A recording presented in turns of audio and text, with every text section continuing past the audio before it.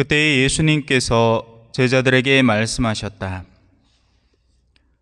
나는 너희에게 평화를 남기고 간다. 내 평화를 너희에게 준다. 내가 주는 평화는 세상이 주는 평화와 같지 않다. 너희 마음이 산란해지는 일도 겁을 내는 일도 없도록 하여라. 나는 갔다가 너희에게 돌아온다 곧 한 내 말을 너희는 들었다. 너희가 나를 사랑한다면 내가 아버지께 가는 것을 기뻐할 것이다. 아버지께서 나보다 위대하신 분이시기 때문이다. 나는 이 일이 일어나기 전에 너희에게 미리 말하였다. 이 일이 일어날 때에 너희가 믿게 하려는 것이다.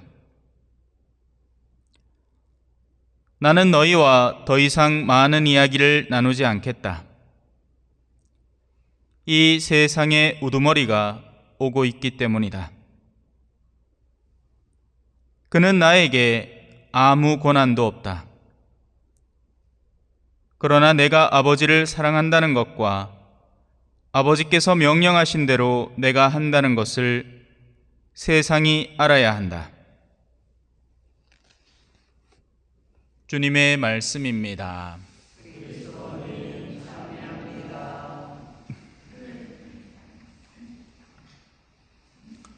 찬미 예수님, 오늘 예수님의 말씀은 제자들에게는 황당한 이야기일 겁니다. 아니, 어쩌면 아예 이해를 못하고 있겠죠. 눈앞에 뻔히 보이는 예수님이 내가 어디 갔다가 올게 라고 하는데 그럼 그냥 다녀오시면 될 거 아닙니까? 라고 생각하고 있을지도 모릅니다. 그죠?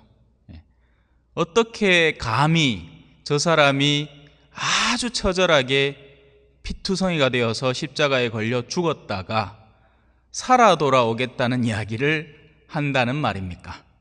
말도 안 되는 이야기죠. 그러니 저마다 자신이 상상할 수 있는 범주 속에서 최대한도를 상상할 겁니다. 어쩌면 그 가운데 적지 않은 퍼센트는 그냥 별로 중요하게 여기지도 않았을 겁니다. 그러니 요한 사도나 겨우 그걸 캐치해내서 이렇게 요한 복음 안에 남겨놨겠죠. 다른 복음서에는 이런 부분들이 딱히 이렇게까지 안 나오죠. 그냥 죽음에 대한, 순환에 대한 예고 정도로 나오고 그쳐버립니다. 그런데 요한복음은 굉장히 소상하게 주님의 말씀 하나하나 절대로 놓치지 않는 요한 사도의 특성상 그걸 다 기록해 두었습니다. 무슨 얘기하고 계신 거죠, 예수님이? 간다가 그냥 간다가 아니라 간다를 얘기하는 거죠, 그죠? 가는 겁니다. 정말 처절하게 제자들이 정말 화들짝 놀랄 정도로. 그리고 또 더 황당한 건 오겠다라고 약속을 하는 겁니다. 그러니 가는 것도 믿기 힘들고 갔다가 오는 건 더 믿기 힘듭니다. 살아 돌아오겠다는 거죠. 우리는 신앙생활을 지금 하고 있지만 적지 않은 분들은 현세를 바탕으로 하는 신앙생활을 하려고 합니다. 그 말은 현세를 보장하기 위한 신앙의 보험증서 같은 걸 들어놓는 겁니다. 신앙이 본질이 아니라 현세의 삶이 본질이고 신앙은 격가지로 그냥 옵션 하나 집어넣어 놓은 겁니다. 자동차 엔진 고르고 차종 고르고 CC 고르고 해가 나중에 이제 전조등을 LED로 할지 그냥 할로겐 램프로 할지 이거 그냥 고르는 정도로 신앙을 그냥 격가지로 그냥 두는 겁니다. 이게 본질이 아닌 거죠. 그러니 어떤 결과가 빚어지느냐? 수시때때로 마음이 산란해지고 불안해집니다. 여기 나오죠. 나는 너희에게 평화를 남기고 간다. 그 평화는 내가 너희에게 줄 수 있는 평화고, 얼마 전에 강론 때도 설명을 드렸지만 진짜 평화로운 사람은 어떤 사람이다? 쪽지 시험을 치기를 앞두고 가장 평화로울 수 있는 아이는 시험 공부를 다 마친 아이라는 거죠. 순환을 눈앞에 두고 그 순환을 이미 각오하고 있는 사람이, 그 순환에 대비되어 있는 사람이 가장 내면이 편안할 겁니다. 그죠? 그게 주님이 주려는 평화입니다. 그런데 사람들은 세상의 평화를 갈구하는 겁니다. 세상의 평화는 나를 성가시게 하는 요소가 아무것도 없어서 평화로워지는 겁니다. 성당 생활을 하면서 그 어떤 누구도 나를 성가시게 하지 않아서 구축해 놓은 평화, 이런 사람들은 특징이 있으니 누구 하나 자기를 조금만 성가시게 하면 자신의 표독스러움이 금방 드러납니다. 쉽게 깨어지는 평화죠. 집안에 문제가 생기면 더 이상 평화롭지 않습니다. 부부간에 문제가 생겨도, 자식과의 관계에 문제가 생겨도, 집안 유산 상속 싸움이 나고 아니면 재산 문제가 불거지고 모든 것에 마음들이 걸려 있으니 기름값 올랐다 해도 마음이 평화롭지 못하고, 또 국제적으로 전쟁 터졌다 해도 겁나고, 기후 변화가 온다 하면 또 겁나고, 어디 홍수 났다 하면 겁나고, 이 햇볕이 안 쬐는 날이 계속 이어진다 하면 또 겁나고 그런 겁니다. 그게 마음이 산란해지는 일입니다. 빛이 산란하는 거죠. 그죠? 지금 이 빛은 여러 군데로 방출되고 있잖아요. 그죠? 빛이 직진성을 가지면 레이저처럼 여기서 나오는 빛의 광은 그대로 저기가 닿습니다. 마음이 한 곳만 바라보면 안정을 찾습니다. 여러 군데를 보려니 산란해지고 겁이 나는 거죠. 두려움이라는 것은 우리 상상력이 만들어내는 산물입니다. 하나님을 믿는 이들은 하나님이라는 완전한 목적지에 항상 시선을 두고 살기 때문에 세상의 요소의 본질을 압니다.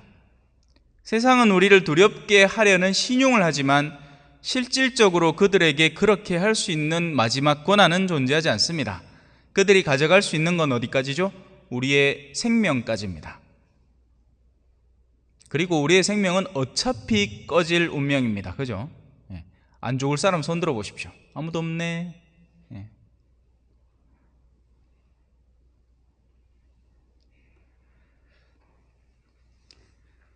하나님은 설계도를 하나 그려놨습니다. 그 설계도가 오늘 나오는 복음 한 호송에 들어있는 내용입니다. 잘 들어보세요.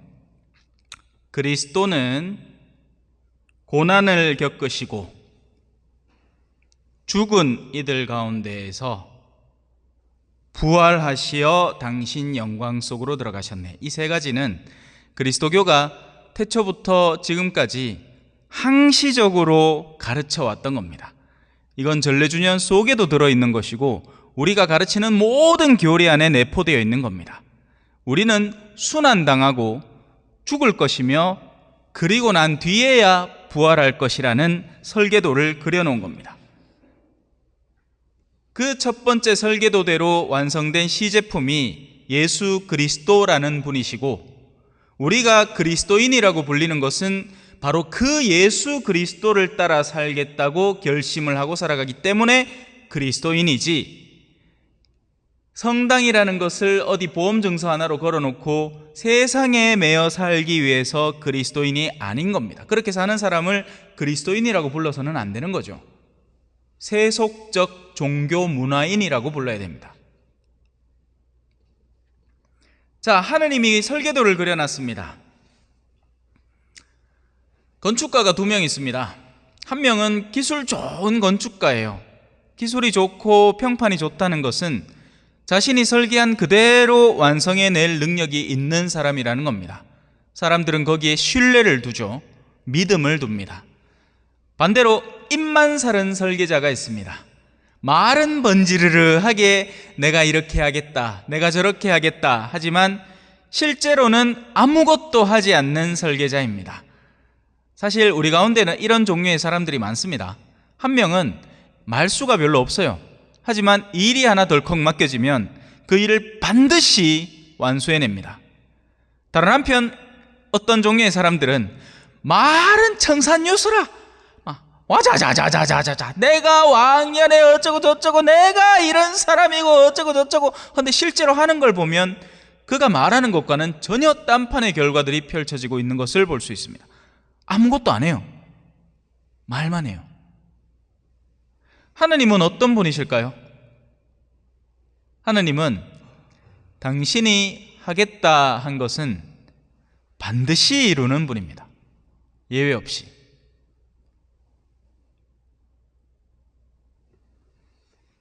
그렇다면 우리는 이 설계도대로 살아가야 됩니다. 그래서 일독서에도 얘기를 하죠.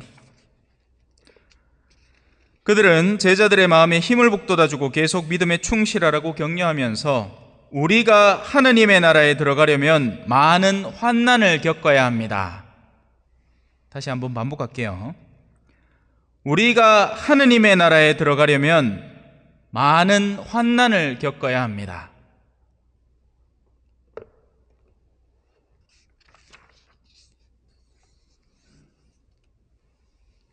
이 모든 일들은 분명히 이루어질 것이니 훗날 우리가 눈을 감았다 뜨게 될 때 모든 것이 확연히 확증될 겁니다.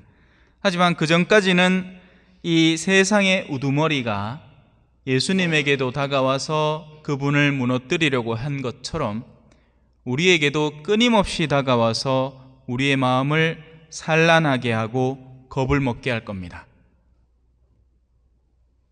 그러니 지금 우리의 마음을 살펴보면 역으로 우리의 상태를 알 수 있겠죠. 내 마음이 산란하고 겁을 먹고 있으면 나는 이 세상의 우두머리 앞에서 겁을 집어먹고 있는 것이고 그가 나를 이끄는 대로 여기저기에 마음을 산란하게 만들어 놓은 채 겁을 먹고 살아가는 겁니다. 반대로 하느님이라는 분 안에 올곧은 마음을 두고 살아간다면 비록 세상이 나를 한없이 떠밀더라도 나는 주님 안에서 그분의 평화를 가장 영혼 깊은 곳에 두고 안정적으로 올곧은 마음으로 살아갈 수 있는 거죠. 식별이 되면 이제 내 마음에 따라서 올바른 방향을 찾아서 길을 걸어가야 됩니다. 안 그러면 언제 주님이 우리의 생명을 앗아가실지 모르기 때문입니다. 우리는 항상 시간이 아직 많을 거라고 착각을 합니다. 아닙니다. 하느님은 정해둔 시간이 있으시고 그 안에 열매 맺지 못하는 가지는 당신이 직접 잘라내십니다. 우리의 단락단락들은 하나의 책으로 펼쳐집니다. 저의 생활을 예를 들자면 볼리비아라는 책을 써내려갔고 교구청이라는 책을 써내려갔고 또 신설본당이라는 책을 써내려갔고 그런 다양한 책들 중에서 이제 초전성당이라는 책을 거의 마무리하고 있죠. 기회라는 것은 항상 우리 앞을 가까이 다가왔다가 스쳐 지나갑니다. 이 기회를 만끽하지 않으면 그 다음에는 불어오는 바람 속에서 정처 없이 흔들리는 나뭇잎처럼 여러분을 산란하게 하는 움직임이 다가올 겁니다. 바로 그때 마음의 안녕을 지니고 있어야 버텨낼 수 있습니다. 나는 너희와 더 이상 많은 이야기를 나누지 않겠다. 이 세상의 우두머리가 오고 있기 때문이다. 그는 나에게 아무 권한도 없다. 그러나 내가 아버지를 사랑한다는 것과 아버지께서 명령하신 대로 내가 한다는 것을 세상이 알아야 한다. 아멘.